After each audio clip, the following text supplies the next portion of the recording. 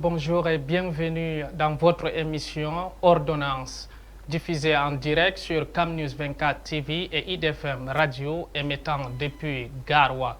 Nous sommes très ravis de vous retrouver aujourd'hui vendredi 13 décembre 2024 pour aborder un sujet crucial sur l'impact de violences faites aux femmes et aux filles. Nous vous proposons à présent de suivre ce reportage sur le drame de Gouna. Dans la nuit du dimanche 1er décembre 2024, la paisible ville de Gouna a été le théâtre d'un acte de barbarie insoutenable.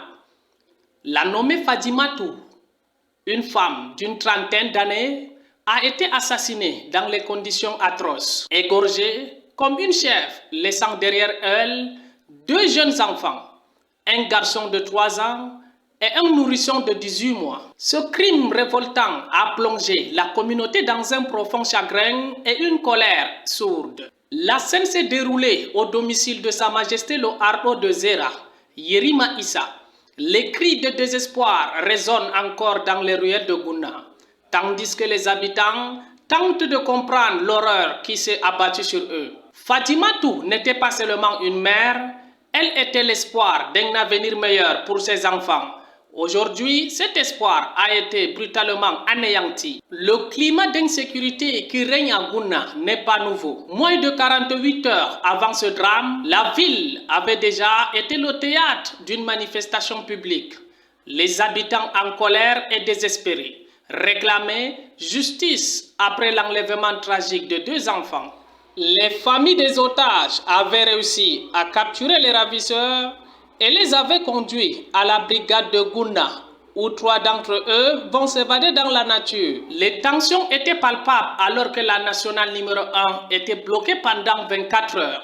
Par une foule en colère, la chefferie et la brigade de Gouna ont subi des attaques, des pierres étant lancées sur leur toit, causant des dommages matériels considérables.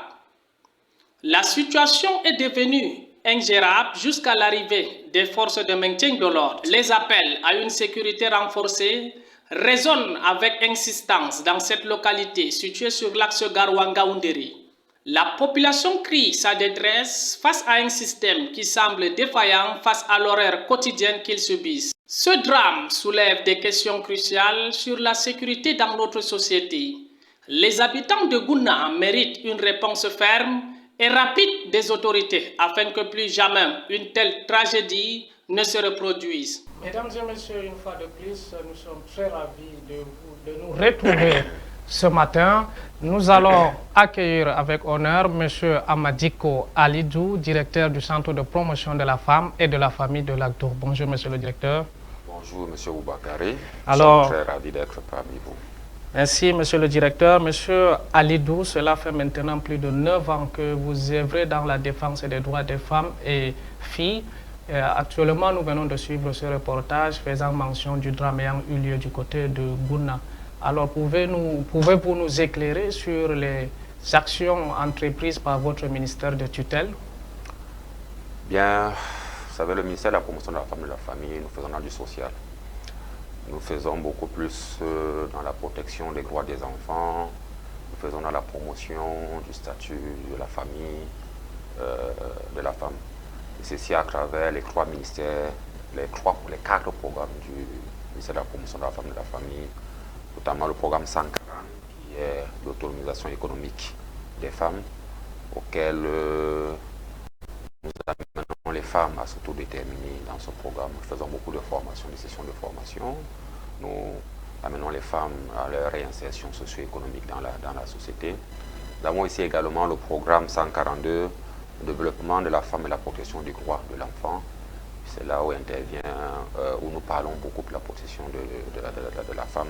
Nous parlons également aussi de la famille, parce que ici, au ministère de la promotion de la femme, nous faisons dans la promotion de la famille, c'est-à-dire que nous sommes là pour que les familles puissent avoir un développement de leur communauté.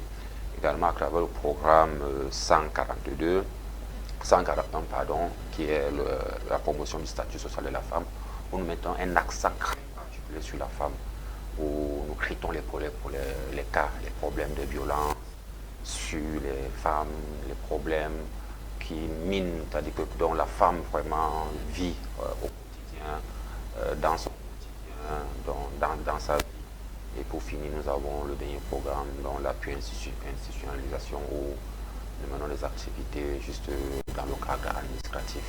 D'accord. Si on comprend très bien, vous faites dans l'accompagnement de la gente féminine, tout à fait, dans l'autonomisation de la femme.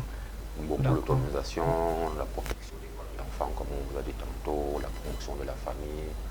Donc, comme par exemple, il y a un programme que le ministère de la promotion de la femme et de la famille, depuis 4 ans, est en train de s'implémenter sur ça, la parentalité positive, qui est un cadre, un nouveau concept, un nouveau cadre de communication entre les parents et les enfants pour amener un peu vraiment une vie, une cohésion sociale au sein des familles entre les parents et les enfants, parce que nous avons constaté, selon nos enquêtes, selon nos descentes que nous avons remonté auprès de l'administration centrale, surtout pendant la période post-Covid. Et la période Covid, nous avons constaté beaucoup de cas de violence entre les parents et les enfants. C'est là qu'est né dans le concept de la parentalité positive, que le ministère de la promotion de la femme est en train de se déployer pour permettre aux familles de mieux un peu se vivre ensemble. Ok. Au regard de ces efforts entrepris par votre structure, y compris les ONG qui œuvrent toujours dans l'accompagnement des femmes, nous observons toujours des violences faites dans les ménages. Est-ce la faute des chefs de ménage ou bien les autorités traditionnelles qui ne sont pas en parfaite alliance avec votre structure? Nous ne pouvons pas le dire, c'est vrai. Nous menons des plaidoyers parce que vous savez, beaucoup de gens, beaucoup de populations ne connaissent même pas ce que c'est que les BBG, c'est-à-dire les violences basées sur le genre. C'est ce que nous faisons avec nos partenaires tels que Plan, tels que l'UNICEF, tels que le GIZ. Il y a beaucoup d'ONG aussi locales. Nous maintenant, je vous prends un exemple. Nous avons depuis 2 mois dans un programme avec l'UNICEF formé une vingtaine d'associations qui avaient pour but de descendre au sein de la population. Elles ont touché 4800 personnes. Dans les 4800 personnes, il était question de sensibiliser les populations sur justement la notion des BBG, sur l'enregistrement de la naissance, sur également, comme vous avez tantôt dit, la parentalité positive. Figurez-vous, lors de la remontée des collectes de données, il nous est, c'est-à-dire sur les 4800 personnes, je vais vous surprendre, pratiquement 2000, plus de la moitié, 2750 personnes, vous les posez la question, avez-vous entendu parler des BBG? Ils vous disent non. Donc vous voyez, nous avons beaucoup de travail. Nous avons encore beaucoup de travail, c'est-à-dire de sensibilisation. Donc ce programme a eu lieu uniquement dans la région du Nord? Dans la région du Nord, notamment dans l'arrondissement de la... Nous avons eu cette chance de bénéficier de ce programme. Ça a eu lieu dans 16 arrondissements de la région du Nord, notamment l'arrondissement de Lac-d'Eau. Et les chiffres que je vous donne, c'est uniquement dans l'arrondissement de Lac-d'Eau. Selon les remontées, il y a eu 4800 personnes qui ont été touchées. Dans l'arrondissement de Lac-d'Eau. Uniquement de Lac-d'Eau, tout à fait, oui. Il y a eu d'autres programmes également que nous menons avec nos partenaires de santé. Là-bas, c'est dans l'arrondissement d'actes de naissance aussi, notre fléau. Parce qu'on vous a dit, on milite aussi pour les droits de l'enfant. Et vous savez, un enfant sans acte, c'est un enfant académique. Là aussi, c'est aussi un autre problème criard vraiment là-bas, M. Bouakari. Beaucoup de ménages, beaucoup de parents sont inconscients ou ne savent pas que dès qu'un enfant naît, ils ont droit à 3 mois pour juste aller s'enregistrer pour obtenir l'acte de naissance. Ils ne sont même pas conscients que ce petit temps ou ce délai, ou du moins ce bout de papier est c'est-à-dire c'est l'avenir de leur enfant. Donc vous voyez, c'est encore beaucoup de sensibilisation là-bas que nous menons au sein des populations locales de l'arrondissement de Lac-d'Eau. Donc, si on comprend bien, vous êtes en partenariat avec d'autres ministères. Beaucoup de ministères, le ministère de la Santé, le ministère des Affaires sociales, tous les ministères qui font dans l'éducation également. Nous sommes en partenariat, nous ne pouvons pas travailler. En fait, il y a cette synergie de travail et nous nous retrouvons également aussi autour de la plateforme la lutte contre les VBG qui est ici présidée par M. le sous-préfet de l'arrondissement de Lac-d'Eau. Lorsque nous retrouvons autour de cette concertation, c'est là où nous présentons les différents cas et nous faisons des plaidoyers auprès de ces différents partenaires pour trouver un peu des différentes petites solutions aux différents problèmes que nous posons. Voilà, si nous restons uniquement dans l'arrondissement de Lac-d'Eau, cela fait pratiquement 2 ans que vous êtes à la tête de cette structure, le Centre de promotion de la femme et de la famille de Lac-d'Eau. Oui. Est-ce que pendant votre service dans l'arrondissement de Lac-d'Eau, avez-vous eu à enregistrer quelques cas de violence faites aux femmes ou aux filles? Vraiment, M. Bouakari, il faut que je vais vous surprendre. L'arrondissement de Lac-d'Eau est vraiment, je pourrais dire, c'est un bastion des violences faites aux femmes. Je vais vous surprendre. Nous sommes à 2 ans, comme vous avez dit, nous avons enregistré 8 cas de viol. 8 cas de viol sur des jeunes filles. Donc, seulement ce chiffre, si vous devez avoir un peu peur. Et hormis ça, vous venez vous-même dans votre générique, vous avez présenté les cas de grammes des femmes qui ont été assassinées, des enfants qui ont été enlevés. Vous nous avez planté le décor. C'est pour vous montrer que vraiment l'arrondissement de Lac-d'Eau, nous avons encore beaucoup de travail à faire. Nous avons beaucoup de travail à faire. Et nous ne cesserons pas de toujours descendre sur le terrain, de mener nos missions régaliennes. Ok, est-ce que ces violences ont des conséquences sur la santé physique des familles victimes? Bien évidemment. Vous avez, comme je disais tantôt tout à l'heure, la plus pire des conséquences, M. Bouakari, vous venez de le présenter dans votre générique, c'est la mort.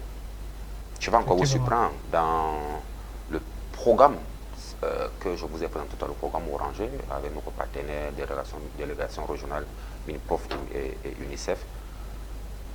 Je vous ai dit sur les 2000, excusez-moi un peu, je ne veux pas trop me perdre dans les chiffres, avec ce que nous avons retenu.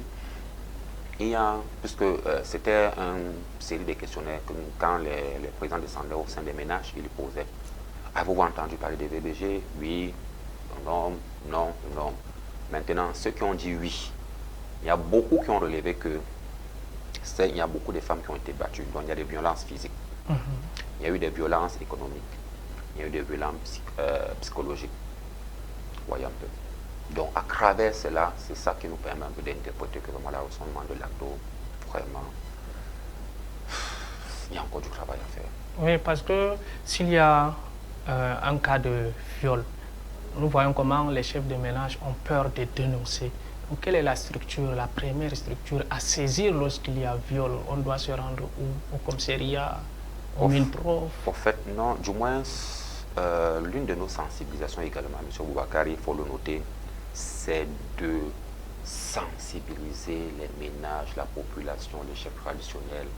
Nous avons mis un mécanisme de dénonciation parce qu'effectivement, la plupart des survivantes, ou du moins des familles issues de ces survivantes, ont peur de dénoncer. Pourquoi? Parce que les bourreaux, très généralement, ce sont des personnes connues. Ce sont leurs proches. Ce sont non seulement leurs proches, mais également des personnes qui ont un statut un peu mieux que les survivants. Ouais. Donc, la survivante ou la famille sur la survivante, elle a peur de dénoncer. Donc, qu'est-ce que nous avons fait? Nous avons aussi, avec nos partenaires, comme nous avons dit, nous avons mis des stratégies, nous avons mené des actions, des différentes stratégies de dénonciation de tous ces différents types. Maintenant, lorsque nous sommes en cas d'un viol, la première des choses qui nous intéresse d'abord, c'est la survivante. C'est sa santé d'abord.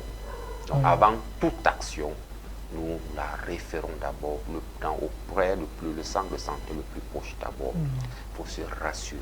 Sur sa santé d'abord. Ça, c'est la priorité d'abord. Secourir la survivante. D'abord, c'est la première des choses. C'est-à-dire, on vous a dit, le cas le plus pire dans un cas de VBG, le gramme, c'est la mort. Donc, c'est la raison pour laquelle la première des choses, lorsque nous sommes en face d'un cas de viol, c'est de l'orienter d'abord vers un centre de santé, de telle sorte qu'on puisse l'examiner, qu'on puisse mener certaines actions qui puissent ne serait-ce qu'un peu limiter certains dégâts du bourreau S'il y a les MST ou les IST. En quelque sorte, oui, tout à fait. Donc par la suite maintenant, c'est là où vient maintenant un travail psychosocial. C'est là où également nous intervenons.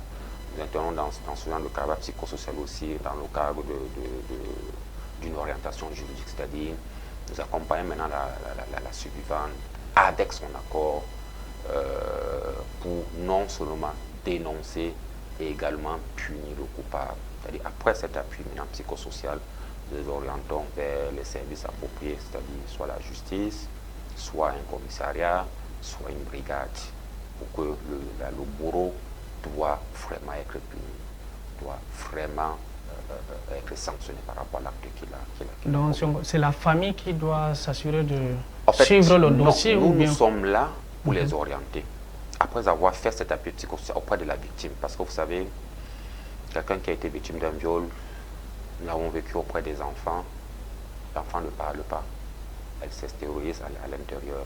Nous avons eu cette chance que, bon, pour des grandes personnes, parce que nous avons aussi parmi ces cas de viol, nous avons eu deux jeunes filles qui étaient âgées de 8 ans, de 18 ans, pardon. Je vous raconte juste la petite histoire. Elle était violée comment? Elle rentrait de salle de classe avec une bande de ses camarades.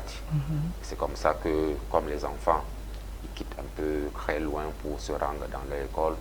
Donc, il y a l'un d'entre eux qui a donc commis cet acte. Au moins, elle a eu le courage un peu de nous raconter. C'est là, elle s'est extériorisée un peu. Mais la plupart des enfants qui ont été victimes de ces cas, c'est un peu difficile qu'ils parlent. Oui, il faut utiliser beaucoup d'astuces, il faut utiliser beaucoup de voies, beaucoup de stratégies pour les amener à parler, pour les amener à dénoncer, pour les amener un peu à se, comment dirais-je, à se revaloriser, c'est-à-dire à avoir cette estime encore de soi. C'est-à-dire que cette confiance encore.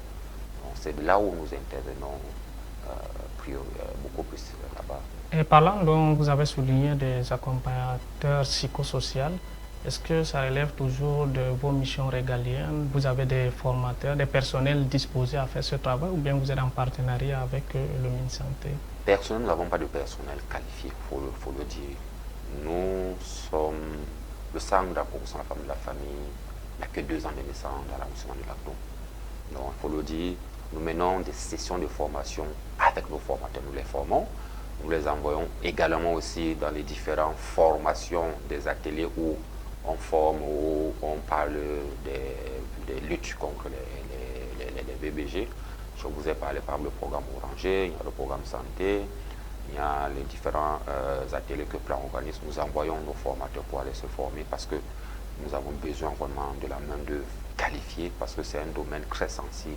C'est un domaine que ce n'est pas n'importe qui peut venir. Parce que le plus important dans notre travail, c'est quoi? C'est la confiance que nous devons nous rassurer auprès de la victime et aussi c'est la confidentialité. Effectivement, très important. Très pertinent. Donc, Oui. raison pour laquelle nous formons donc, nos formateurs pour résoudre, parce que au-delà de, comme vous m'avez posé cette question tout à l'heure, je n'ai pas répondu, je me suis un peu égaré. Vous avez reçu combien de cas de VBG? Nous avons reçu plusieurs cas de VBG, c'est-à-dire qui nous ont été signalés, qui nous ont été dénoncés, qui sont venus à notre niveau. Là-bas, c'est beaucoup plus les cas de bastonnage, des femmes qui ont été abandonnées par leur mari, des femmes qui ne reçoivent pas de la ration de leur mari, des femmes qui vivent un peu une pression de leur belle famille. Bon, il y a plusieurs types de cas, M. Oubaka. Effectivement. Et lorsqu'on parle des violences basées sur le genre, on se limite seulement aux femmes ou bien on peut encore aller un peu au-delà? Non, justement, quand on parle du genre, le genre vient du fait que ce soit sur le plan biologique, c'est-à-dire le sexe, l'homme ou la femme aussi, mais aussi ça revient aussi du fait de la culture ou de l'ère sociale auquel nous appartenons. Non, également, non, les hommes. C'est vrai, on ne peut pas vous mentir, nous n'avons pas à présent reçu un cas de VBG d'un homme. Mais ça existe, oui. ça existe. Parce que la plupart, quand je cause un peu, nous sommes souvent en réunion de coordination entre nous et mes homologues.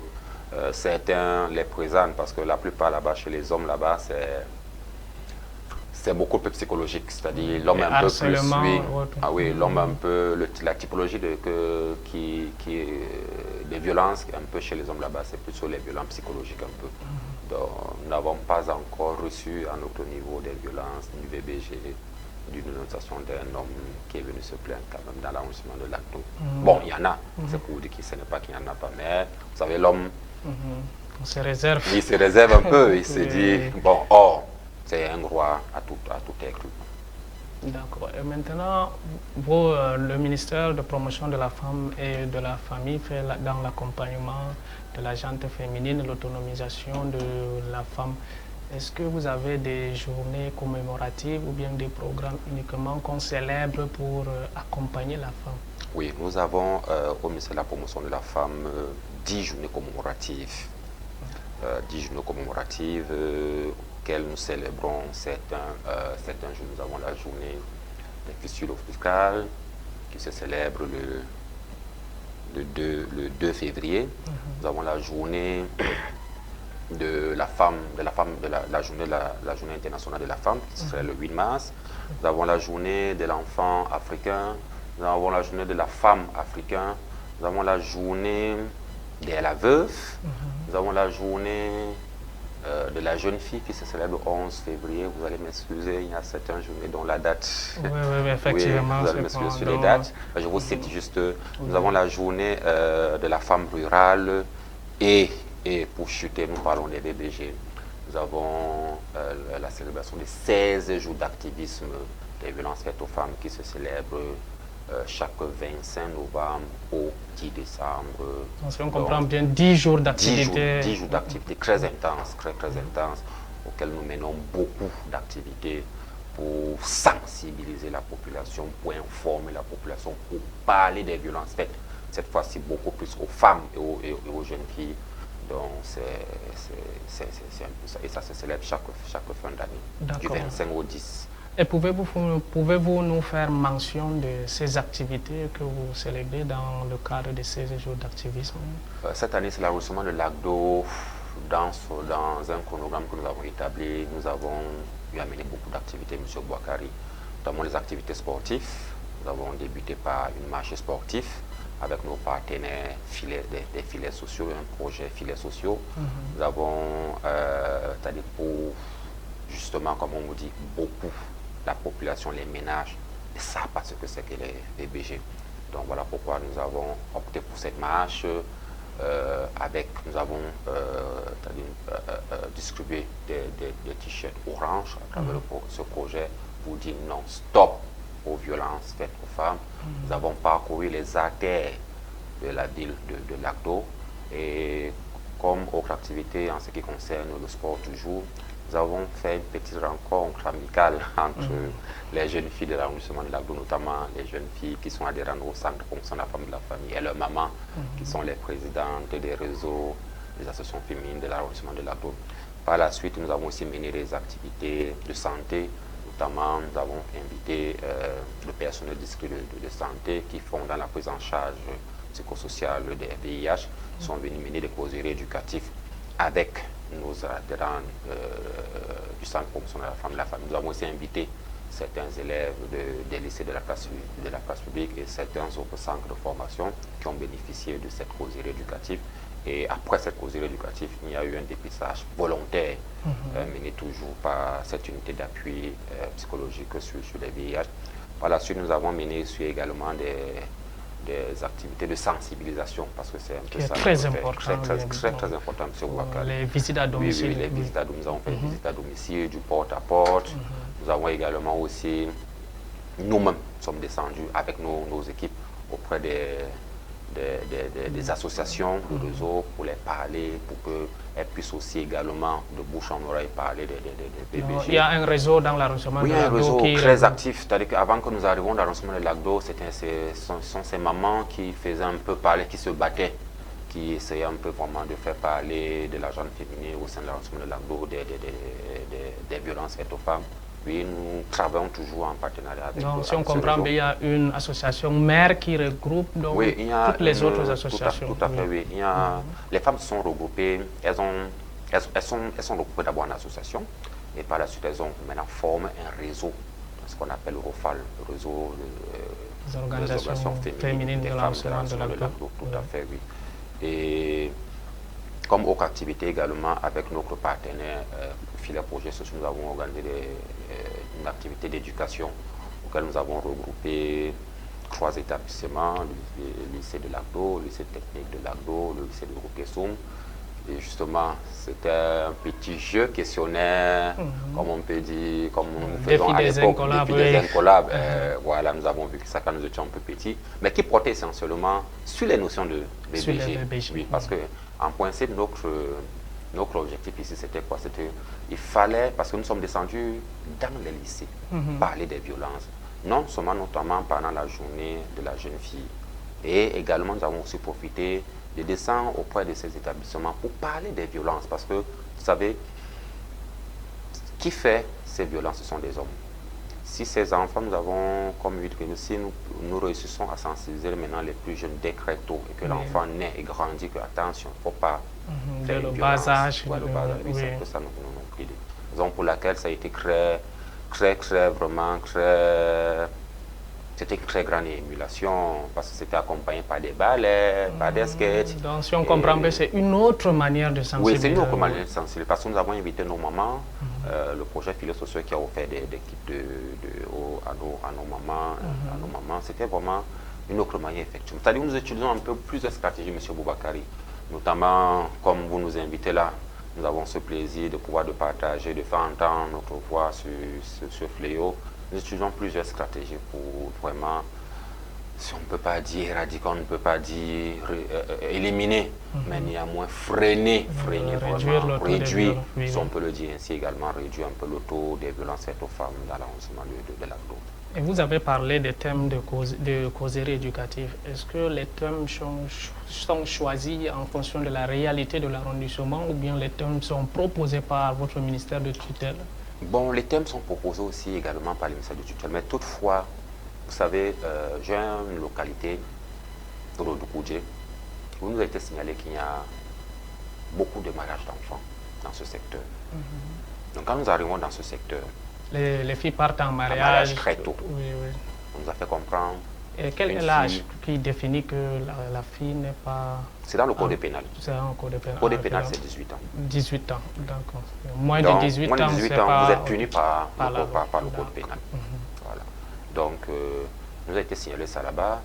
Nous sommes allés plusieurs fois rencontrer les chefs traditionnels, nous sommes allés rencontrer les chefs d'établissement.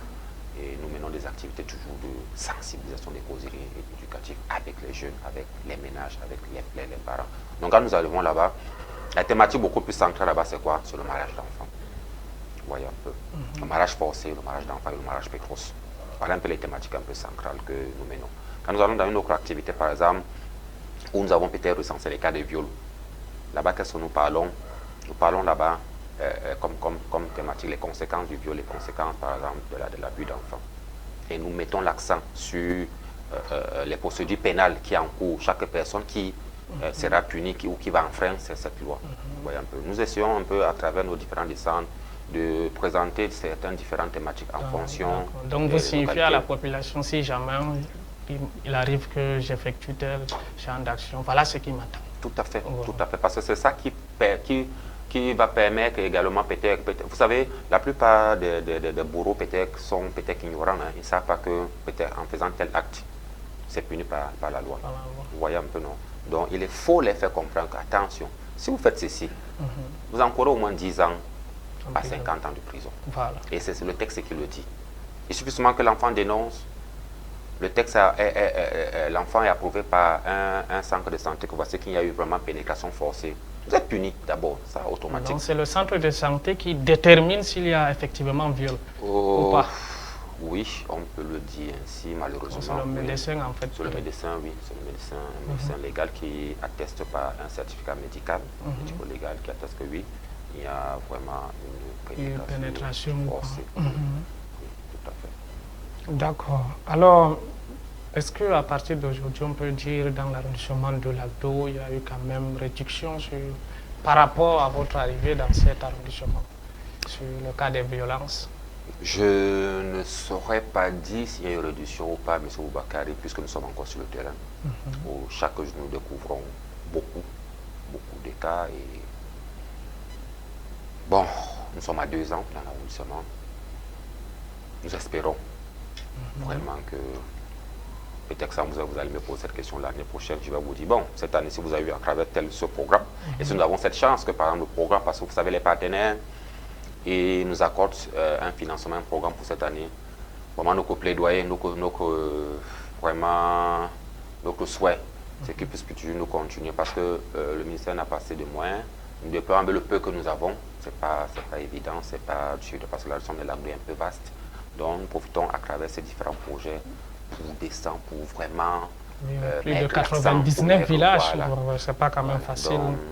Donc, notre souhait, c'est vraiment que vraiment nous puissions avoir cette chance toujours d'avoir ce genre de programme. Vous allez voir si par exemple le programme Oranger ou le programme Santé par exemple revient, ou par exemple d'autres partenaires qui arrivent là avec le plan et consorts. Si l'année prochaine vous posez la même question, je pourrais vous faire cette comparaison. Et cette année-ci également, nous avons touché 4800 personnes. Nous avons eu tel nombre de personnes qui ont, et l'année dernière, c'était tel nombre de personnes. Donc, à travers peut-être que c'est ce que nous pouvons faire ce genre de comparaison. Parce que c'est pas facile, M. Boubacarry. Effectivement, c'est pas facile. Il faut les moyens d'abord pour parcourir toutes ces localités. Tout à fait. L'Aglo est quand même très vaste. Hein. Très vaste. Nous avons des localités où, pour y arriver, il faut un vrai parcours de combattants. Il faut prendre la moto, pirogue, il faut sur le lac. C'est pas facile, mais nous attelons à mener nos missions régaliennes. D'accord. Donc, M. Amadiko Alidou, est-ce que avez-vous un message à passer à nos téléspectateurs qui nous suivent à présent? Ce que je peux dire vraiment, c'est ensemble, nous pouvons mettre ralenti, nous pouvons dire non aux violences faites aux femmes. Ce n'est pas une histoire du ministère de la promotion de la famille ou peut-être de l'État. C'est l'affaire de tout le monde. C'est-à-dire de toute personne qui est dans un écosystème. Et pour cela, nous devons, parce que beaucoup de gens, comme je vous disais tantôt en amont, ne sont pas au courant de ce qu'on appelle BBG. Les violences basées sur le font, ils ne savent pas peut-être attention, c'est aquatique. Donc c'est beaucoup de sens, parce que vous savez, le domaine social, c'est l'éducation. Donc il faut une alliance avec les chefs traditionnels, les autorités religieuses. Traditionnelles, tout ça, oui, effectivement. Donc vraiment, voilà, notre message, c'est qu'ensemble, vraiment, nous pouvons dire stop, nous pouvons mettre fin, vraiment, et valoriser nos mamans, nos jeunes filles. D'accord. Voilà, M. Amadiko Alidou, c'est un plaisir de vous retrouver sur ce plateau ce matin. Nous vous remercions d'avoir accepté d'échanger avec nous et mettre votre expertise au service de nos téléspectateurs qui nous écoutent en ce moment. Nous sommes très ravis de vous recevoir. C'est nous, M. Boubacarry, qui vraiment nous disons merci. Nous disons merci à Camnews de nous avoir offert cette plage horaire parce qu'effectivement, à travers les médias, parce que vous êtes aussi un de nos partenaires très vraiment important, les médias, parce que vous savez, de nos jours, le monde est un peu numérisé. Oui, vraiment, c'est nous qui nous disons vraiment merci de cette plage horaire que nous avons fait pour vraiment sensibiliser, pour parler de ce problème, pour parler de ce fléau qui mine notre société, qui mine la région du Nord, qui mine l'arrondissement de l'Aglo. Vraiment, ensemble, comme je le disais tantôt, M. Boubacarry, nous pouvons vraiment stopper, nous pouvons vraiment dire stop, non au viol, non aux violences faites aux femmes, non au BBG. Voilà. D'accord. Mesdames et messieurs, c'est par ce message que nous mettons un terme à cette émission. Merci à vous, chers téléspectateurs, de nous avoir suivis sur Camnews 24 TV et ITFM Radio.